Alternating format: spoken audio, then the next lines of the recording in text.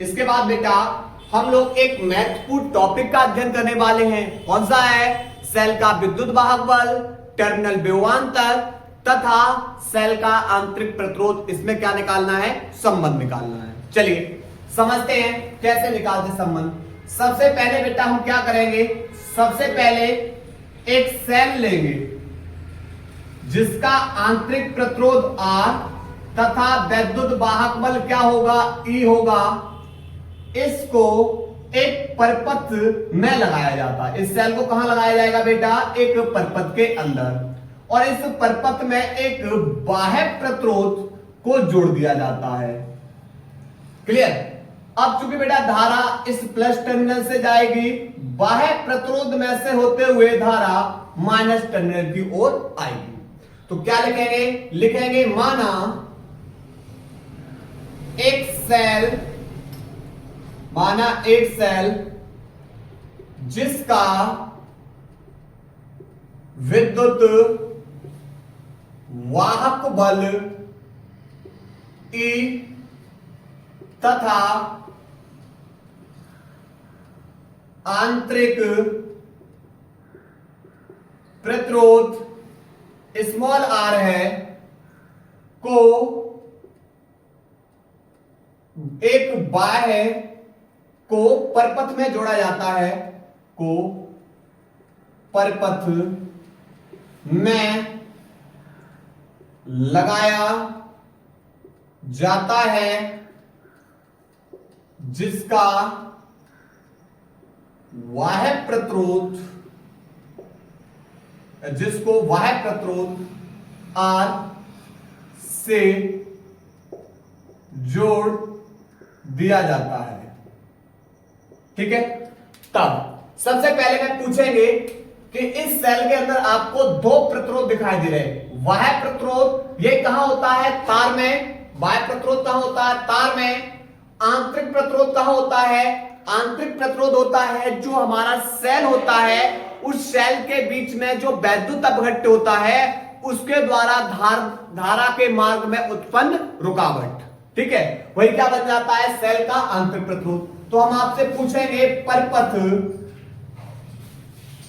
में कुल प्रतिरोध बताओ। यह एक परपथ के अंदर कुल प्रतिरोध, आप बोलोगे बाह्य प्रतिरोध प्लस आंतरिक प्रतिरोध। परपथ के अंदर क्या हो जाएगा? पूरा प्रतिरोध। ठीक है? तो यहां पर अगर सेल का विद्युत वाहक बल E है तो यहां पर हम निकालेंगे पहले परपथ में कुल धारा। I बराबर फॉर्मूला होता है बेटा ओम के नियम में V बराबर I इंटू में R। लेकिन ये धारा तो बेटा आप बोलो सर ये तो पूरे परपथ में प्रवाहित हो रही है। जब धारा पूरे परपथ में प्रवाहित हो रही है तो हम धारा को निकालना चाहेंगे तो I बराबर हो जाएगा V अपॉन R, और B की जगह किसको लगाएंगे? E को। क्यों? क्योंकि धारा पूरे परपथ में प्रवाहित हो रही है। क्लियर? तो यहां पर धारा I बराबर विद्युत वाहक बल वट्टे कुल प्रतिरोध, विद्युत वाहक बल वट्टे कुल प्रतिरोध। तो I बराबर विद्युत वाहक बल E है क्योंकि धारा पूरे परपथ में प्रवाहित हो रही है, इसलिए विद्युत वाहक बल बटे कुल प्रतिरोध R प्लस स्मॉल r। ठीक है? इसे इक्वेशन नंबर क्या डाल दिया हमने? 1। अब करना क्या है? बट्टे 1 कर लो, क्रॉस मल्टीप्लाई। तो E बराबर हो जाएगा I का ऐसे मल्टीप्लाई, तो I कोष्टक में R प्लस स्मॉल r। तो E बराबर I का जब R में मल्टीप्लाई करोगे तो I इंटू में R, प्लस I का जब स्मॉल r मल्टीप्लाई करोगे तो I इंटू में स्मॉल r। अब देखो ये जो धारा जा रही है बेटा, वो धारा जा रही है किसके? बाह्य प्रतिरोध से होते हुए। और जब धारा बाह्य प्रतिरोध से होते हुए जा रही है तो धारा के संगत प्रतिरोध बराबर कौन हो जाएगा? B। और B हमारा कौन है? टर्मिनल विभवांतर। जब बाह्य प्रतिरोध से धारा जाएगी, बाह्य प्रतिरोध से धारा जा रही है तो ये क्या बन जाएगा? हमारा टर्मिनल विभवांतर। तो यहां से E बराबर ये बन गया B प्लस के I इंटू में R। क्लियर? तो आप लोग लिख सकते हो सेल का विद्युत वाहक बल, टर्मिनल विभवांतर तथा आंतरिक प्रतिरोध में यही संबंध है। ठीक है? लेकिन क्या करना है? पुनः अब हम इसको थोड़ा सा और आगे हल करेंगे। पुनः हमें पता है बेटा कि यहां से अगर हम i निकालना चाहेंगे, r गुणा में है, दूसरी ओर जाके भाग में, तो i बराबर होता है b अपॉन r। अब इस i का मान समीकरण एक में रख दो, तो समीकरण एक से i बराबर e बट्टे r प्लस r, तो इस i का मान, इस वाले i का मान यहां लगाओ, तो आप बोलो सर i के लिए लगाएंगे b अपॉन r बराबर e बट्टे r plus small r, cross multiply कर दीजिए, e का r में मल्टीप्लाई, तो e इंटू में r बराबर v कोष्टक में r प्लस स्मॉल r।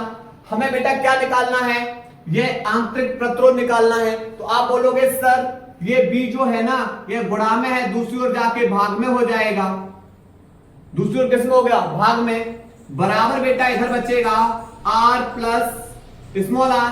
आप बोलोगे सर ये कैपिटल R है ना, जो ये प्लस में है, दूसरी ओर जाके किस में हो जाएगी, माइनस में, तो E इंटू में R बट्टे B, यह प्लस की है, दूसरी ओर जाके माइनस की, बराबर स्मॉल r। अब आप बोलोगे सर B का R में मल्टीप्लाई कर दीजिए, चलो करते हैं, तो ये हो जाएगा E इंटू में R माइनस के B इंटू में R, और बट्टे में कौन है, B बराबर स्मॉल r। ठीक है, दोनों जगह से कौन कॉमन आ रहा है, दोनों जगह से r कॉमन आ रहा है, तो e माइनस के b बट्टे b, और कॉमन कौन आ गया, r बराबर स्मॉल r। ठीक है, यहां तो बेटा आप लोग यहीं तक छोड़ सकते हो, या आगे हल करना चाहो तो लिख सकते हो, अथवा e बट्टे b माइनस के b बट्टे b इंटू में r बराबर स्मॉल r, क्योंकि भैया e के बट्टे भी b माइनस b बट्टे b, क्योंकि हर दोनों समान है, तो ऊपर वाले अंशों को क्या कर देते हैं, घटा देते हैं। ठीक है, तो यहां से क्या होगा, तो यहां से बेटा ये b से b कैंसिल, तो e माइनस के e अपॉन b माइनस के 1 इंटू r बराबर स्मॉल r। ठीक है, तो ये बेटा हमने फॉर्मूले पढ़ लिए हैं। ठीक, अलग अलग तरीके से फॉर्मूले पढ़े। अब हम इनकी देखने वाले हैं विशेष स्थितियों के बारे में। ठीक है, तो पहले इसको नोट करिए, उसके बाद विशेष स्थितियों को देख रहे हैं। नोट करो बेटा यहां तक। बेटा हम लोग अध्ययन करने वाले हैं विशेष स्थितियों की। अभी कहानी पढ़ी है, ये पढ़ी हुई है बेटा कि सेल जब धारा को क्या कर रहा है, सेल धारा को दे रहा है, तब E बराबर B प्लस के I इंटू में R। ये कहानी किसकी है, सेल जब धारा को दे रहा हो, लेकिन क्या हो, अब उल्टा कहानी, अब सेल जब धारा को ले रहा हो, अभी तो सेल धारा को दे रहा था, लेकिन सेल अब क्या कर रहा है, धारा को ले रहा हो। ठीक है, तो यहां पर पहली कहानी स्थिति है, लिखेंगे यदि सेल में धारा प्रवाहित की जाए, अर्थात सेल को आवेशित किया जाए, सेल को आवेशित किया जाए। तो जब सेल को बेटा आवेशित करेंगे, तो यहां पर E बराबर B माइनस के I इंटू में R। जब सेल धारा दे रहा है तो प्लस, और धारा ले रहा है तो E बराबर B माइनस के I इंटू R। यहां पर ये माइनस का I इंटू R, दूसरी ओर जाके प्लस का, तो यहां से हो जाएगा B बराबर, यहां से हो जाएगा B बराबर E प्लस के I इंटू में R। क्लियर। और ऐसी स्थिति में बेटा क्या होगा, जो जब सेल को क्या कर रहे हैं, आवेशित कर रहे हैं, तो सेल को आवेशित करने पर जो ये टर्मिनल विभवांतर है, इसका मान अधिक हो जाता है, किससे, सेल के विद्युत वाहक बल से। क्या हो जाएगा, सेल के विद्युत वाहक बल से अधिक हो जाएगा सेल के टर्मिनल विभव का मान। ठीक है, चलिए दूसरा पॉइंट ये है, यदि बाह्य प्रतिरोध है ना, जो ये बाह्य प्रतिरोध है कैपिटल R, बाह्य प्रतिरोध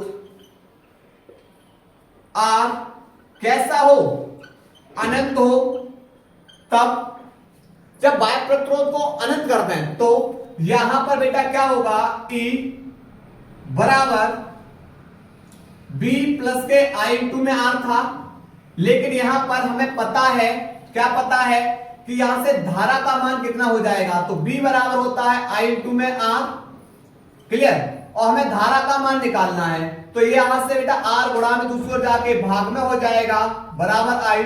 लेकिन ये बाह्य प्रतिरोध बेटा अनंत है, जो बाह्य प्रतिरोध अनंत कर दिया गया और अनंत का किसी भी संख्या भाग करेंगे तो बेटा अपर बात अर्थात यहां पर धारा I, तब जो धारा I बराबर होगा, I बराबर कैसा हो जाएगा, शून्य। और जब धारा I शून्य हो जाएगा तो I की जगह शून्य लगाओगे तो ये बेटा 0 हो जाएगा, तो E बराबर किसके हो जाएगा, B के। अर्थात जब सेल से धारा न ली जाए तब विद्युत वाहक बल बराबर हो जाता है टर्मिनल विभवांतर के। ठीक है, नोट करिए बेटा इस टॉपिक को।